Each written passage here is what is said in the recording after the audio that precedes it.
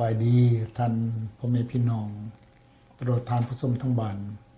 ที่ฮักแพงทุกท่านขน้อยดรคำพานศิรวงศ์สบายดีพ่อแม่พี่น้องที่ฮักแพงทั้งหลายผู้ข้าชื่อว่าดรธรรมวรรณรินทร์ท่านพ่อแม่พี่น้องทั้งบ้านเป็นจังไดได้ดื่มน้ำทานของหวานแล้วก็คิดว่าคือสิจิตใจของเฮาก็ปลอดโปร่งมาในพอสมมาพระควรแม่นบ่แล้วเดี๋ยวนี้ก้าวเข้ามาผู้ที่สิมาฮอดหาจุดตัวที่ว่าสิเขาไล่เขาเข้มหรืออะไรนี่แหละเพื่อเป็นการใช้เวลาท่านพ่อแม่พี่น้องก็กรุณาท่านดรได้อธิบายต่อพ่อแม่พี่น้องของฟังตอนแม่นครับ ข้อต่อไปที่ว่าเป็นข้อใหญ่ใจความสำคัญที่สุดนี่ก็คือว่าสัจจิตะประโยชน์ปนังเอตังพุทธนาศาสนังสัจจิตะประโยชน์ปนังนั่นหมายความว่าการสร้างจิตใจข้าวสารอันนี้เป็นสำคัญที่สุดเลยเพราะคนนั้นหมายความว่าจิตเป็นนายกายเป็นเบาเนาะพ่อแม่พี่น้องเพิ่นบอกว่าจิตเป็นนายกายเป็นเบาหมายความว่าจิตเฮาใจนี่มันจะสั่งกายเฮานี่นะเฮาเฮ็ดจังซั่นเฮาเว้าจังซี่คันว่าจิตใจเฮานี้มันดีมันงามบ่เฮาจะเว้าสิ่งที่มันดีมันงามไปเฮาก็จะเฮ็ดสิ่งที่ดีมันงามขึ้นไปแสดงว่าวิธีการเว้านี่ต้องให้รู้จักว่าเฮาเว้าหยังแล้วก็ผู้ฟังมันเขาจะอยากได้หยังจากเฮาคือกันแม่นตัวเจ้าหมายความว่าข้อใหญ่จะขออยู่ได้ว่าคล้ายๆกับว่าการให้เฮานี่ได้สร้างจิตใจเฮานี่ให้มันเข้าสะอาดมันซะ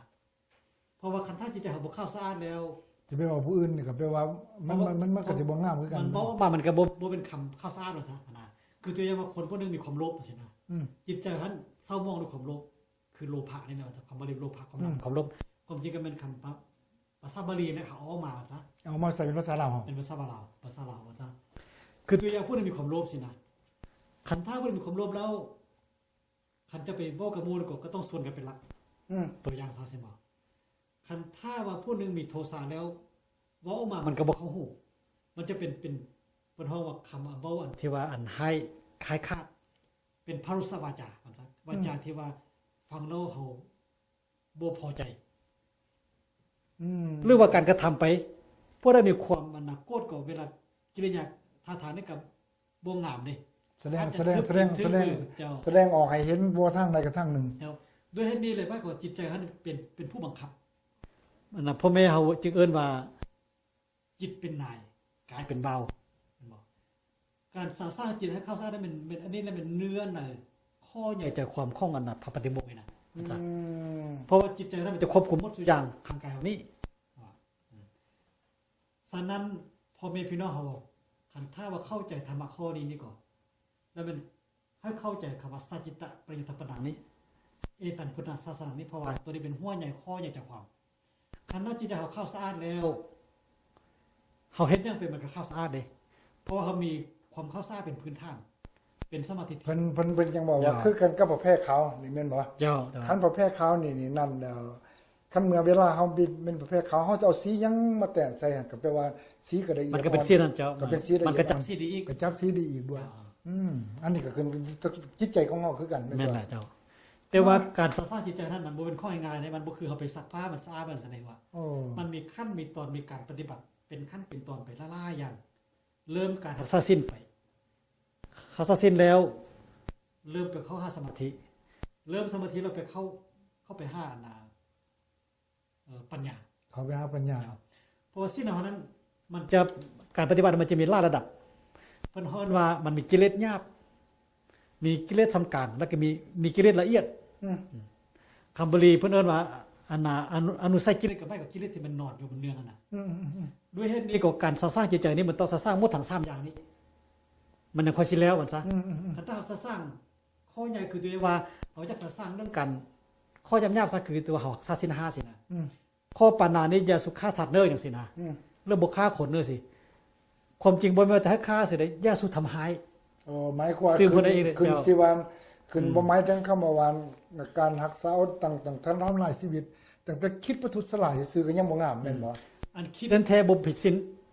บ่ผิดศีลบ่ผิดศีลแต่ว่าทำมันผิดศีลแสดงถึงคำว่าหอยปัญหาคิดว่าวันข่อยอยากตอนนั้นตอนนี้นี่ก็สิยังคันว่าบ่ผิดศีลนี่คือได้บ่เป็นหยังคันว่าคือซื่อๆบ่เป็นหยังเจ้าแต่ว่าคันขึ้นเรื่อยๆหั่นมันสิพาให้ร่างกายนี้กระทำได้บ่นั่นน่ะแสดงถึงคำว่าสิเฮ็ดให้อันนี้นี่แนงสู่เดี๋ยวบ่คิดซะดีก่อนเจ้า ด้วยเหตุนี้เราจึงต้องสร้างจิตใจของพี่นะเห็นบอกวันนี้คือเอา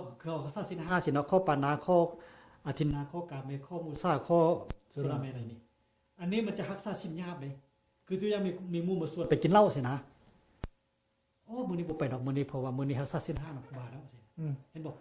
อันนี้มันจะยากหรือว่ามันบ่เป็นกูสิไปตีหม้อนี่นะมันคิดแล้วกูคิดว่ามันคิดกูสินะโอ้ยบ่ไปดอกมื้อนี้เพราะว่ามื้อนี้รักษาศีล5แปลว่าศีล5นี่จะบังคับข้อยากๆจังซี่เห็นบ่แต่ว่าจิตใจท่านก่อนคนผู้นึงจะไปตีหมู่ได้น่ะมันต้องคิดหอยซะก่อนเด้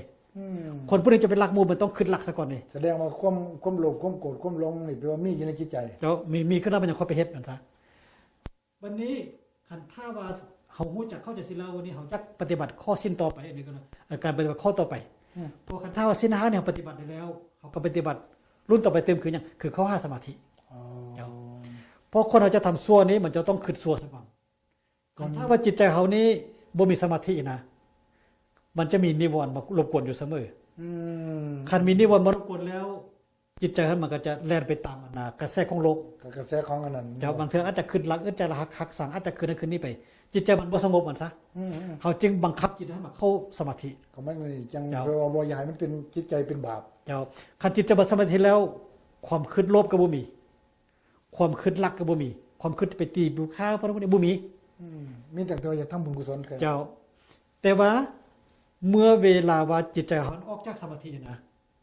เขาก็จะขึ้นซัวได้อาจจะขึ้นได้เพราะเวลาจิตใจสมาธิหั่นนักปราชญ์อาจารย์เพิ่นว่าเหมือนกับมักหินไปทับหญ้าแพทย์ไว้แปลว่าไปเต็งอันนั้นเต็งไว้เจ้าหญ้าแพทย์ที่อยู่กองหินก็มันจะบ่งอกงามขึ้นมาเพราะหินมันทับอยู่มันเต็งมันทับอยู่เจ้าข้อนี้ซั่นได้ไม่ก็กิเลสมันจะบ่เกิดขึ้นถ้าว่าจิตใจเขามันอยู่ในสมาธิแต่เมื่อได้เอามาหินออกหญ้าแพทย์ก็จะงอกขึ้นคือเก่าเพราะว่าหยังเพราะว่าหญ้าแพทย์มันบ่ตายหมายความมันในมันบ่ตายเจ้าเสื้อมันบ่ตายหากมันยังอยู่แต่ว่ามีแนวมาบังคับมาเต็งซื่อบ่มันงอกขึ้นมาเอาไว้มันขึ้นมาด้วยเหตุนี้พระพุทธเจ้าเพิ่นจึงว่าเล็งให้ปฏิบัติข้อต่อไปคือเข้าถึงปัญญา